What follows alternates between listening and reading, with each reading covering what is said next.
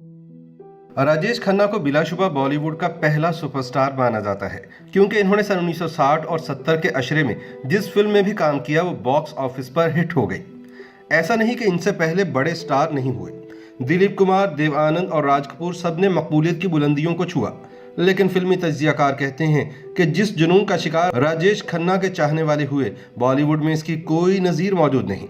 हालत ये थी कि वो जिस जगह भी शूटिंग के लिए पहुंचते वहां पहले से मौजूद इनकी परस्तार लड़कियां चूम चूम कर इनकी सफेद गाड़ी को सुर्ख कर दिया करती थी।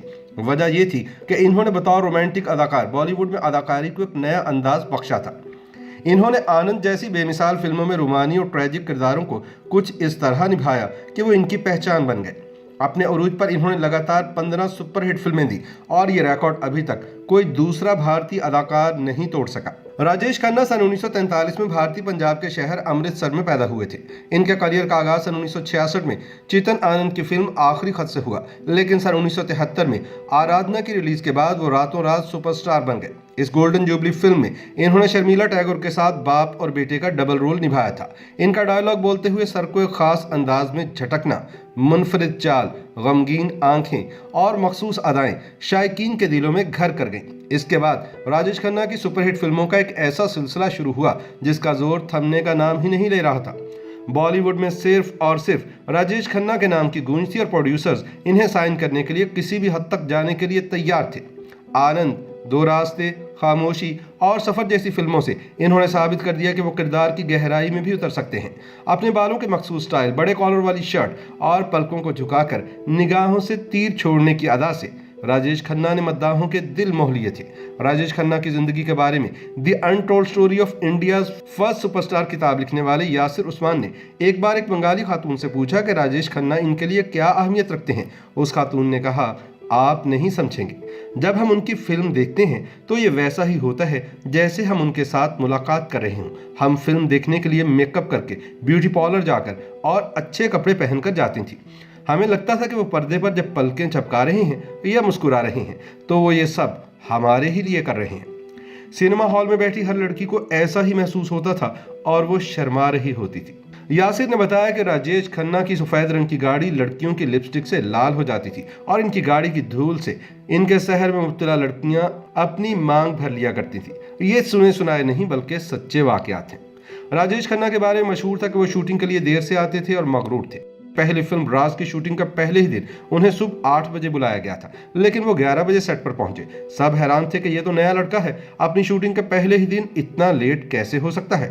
सब इन्हें घूर कर देख रहे थे। इस दौरान जब एक सीनियर ने इन्हें डांटा तो राजेश खन्ना ने कहा कि एक्टिंग और करियर की ऐसी की तैसी, मैं किसी काम के लिए अपना लाइफस्टाइल नहीं बदलूंगा। इस तेवर के साथ दो ही बातों के इम्कानात होते हैं, या तो इंसान बहुत ऊपर जाता है या बहुत नीचे। लेकिन राजेश खन्ना ऊपर से ऊपर ही जाते गए। जिस फिल्म ने राजेश खन्ना को मशहूर बना दिया वो थी शर्मिला टैगोर के साथ आराधना। यूं तो ये फिल्म शर्मिला टैगोर के लिए बनाई गई थी, लेकिन इससे ज्यादा मदद राजेश खन्ना को मिली। उस्मान बताते हैं कि उस जमाने में सोशल मीडिया था और ना ही टीवी चैनल्स। ऐसे में एक लड़के का लोगों के दिलों पर कब्जा कर लेना कोई मामूली बात नहीं थी। उनकी हर फिल्म हिट और ब्लॉकबस्टर हो रही थी। बड़े बड़े थिएटर्स में 6-7 महीने सिर्फ राजेश खन्ना की फिल्में चलती रहीं। हिंदी फिल्मों के मशहूर मुसन्निफ सलीम खान ने बताया कि राजेश खन्ना के लिए लोगों में ऐसी दीवानगी थी जो उन्होंने इससे पहले कभी देखी ना इसके बाद। उनका ख्याल है कि लोग राजेश खन्ना में खुद को देखते थे। उनकी मुस्कुराहट लड़कियों को अपनी जानिब खींचती थी। उनकी आवाज़ तो अच्छी थी ही, उनकी फिल्मों के गाने भी बहुत ही उम्दा साबित हुए। यूं तो राजेश खन्ना पर बनने वाली लड़कियों की कमी नहीं थी, लेकिन इनकी सबसे नज़दीकी दोस्त थी अदाकारा अंजू मेहत्रो। अंजू इनकी ज़िंदगी में तब से थी जब वो फिल्में हासिल करने के लिए मुश्किलात से गुजर रहे थे। अंजू ने इनका बहुत साथ दिया। अंजू भी इन दिनों स्ट्रगल कर रही थी। जब वो स्टार बन गए तब वो अंजू के घर जाया करते थे। घर के बाहर खड़ी गाड़ी को स्कूल की लड़कियां घेर कर खड़ी हो जाती थी, लेकिन फिर राजेश खन्ना और अंजू के रिश्तों में दरार आ गई। वजह यह थी कि इनकी जिंदगी में डिम्पल कबाड़िया आ चुकी थी। वह उम्र में राजेश खन्ना से 15 बरस छोटी थी, लेकिन राजेश ने चंद ही दिन में डिम्पल से शादी का फैसला कर लिया। कहा जाता है कि राजेश खन्ना अपनी कामयाबी को संभाल नहीं पाए और मगरूर हो गए। फिर दौर बदलना शुरू हो गया। बॉलीवुड फिल्मों में अमिताभ बच्चन जैसे एंग्री यंग मैन का दौर शुरू होते ही रोमांटिक किरदार अदा करने वाले राजेश खन्ना जैसे फनकार मुश्किल में आ गए। लेकिन उन्होंने अपना करियर बचाने के लिए कुछ एक्शन फिल्मों में भी काम किया, जिसने उल्टा इनके करियर को नुकसान पहुंचाया। दौर बदल रहा था, लोग रोमांस से एक्शन की जानिब जा रहे थे। तभी सुपरहिट एक्शन फिल्म जंजीर आ गई। इसके बाद शोले और दीवार ये तीनों फिल्में सुपरहिट हो गई, लिहाजा रोमांटिक की बजाय एक्शन वाले किरदार उभरने लगे। राजेश खन्ना रोमानवी एक्टर थे। अचानक फिल्मों का ट्रेंड बदलने से वो डिप्रेशन में चले गए। फिर वो वक्त आया जब मशहूर फिल्म नमक हराम के एक सीन में अमिताभ बच्चन के लिए थिएटर में वैसा ही शोर मचा जैसा राजेश खन्ना के लिए आराधना के वक्त मचा करता था। लोग खन्ना को छोड़कर अमिताभ बच्चन जैसा हेयर स्टाइल बनवाने लगे। हुजाम राजेश खन्ना के बालों का स्टाइल 2 रुपए में बनाते थे, लेकिन अमिताभ बच्चन का 3 रुपए में बनने लगा। यानी राजेश खन्ना का जवाल शुरू हो चुका था। इससे पहले राजेश खन्ना की अपनी बीवी डिंपल कपाड़िया के साथ भी अलहदगी हो चुकी थी, लेकिन तलाक नहीं हुई थी। दोनों की 2 बेटियां थी। इनके दामाद और ट्विंकल खन्ना के शौहर अक्षय कुमार के मुताबिक राजेश खन्ना के साथ इनके दोस्ताना मरासिम थे और वो अपनी बेटियों से बेइंतहा मोहब्बत करते थे, लेकिन उन्हें औरत जात से नफरत हो चुकी थी। राजेश खन्ना के जवानी के दिनों के साथ ही रजा मुराद के मुताबिक राजेश ने अपनी जिंदगी में नज़्म ज़ब्त से काम नहीं लिया। वह बहुत सारी शराब पीने लगे थे। इसी वजह से बेपनाह कामयाबी के बाद इनकी स्टारडम ज्यादा देर कायम नहीं रही। राजेश खन्ना मौत से पहले कैंसर का शिकार हो गए थे और गुमनामी की जिंदगी गुजार रहे थे, लेकिन जैसा उन्होंने अपनी फिल्म आनंद के एक डायलॉग में अमिताभ बच्चन से कहा था, जिंदगी और मौत ऊपर वाले के हाथ में है, जहां पना इसे ना तो आप बदल सकते हैं और ना मैं।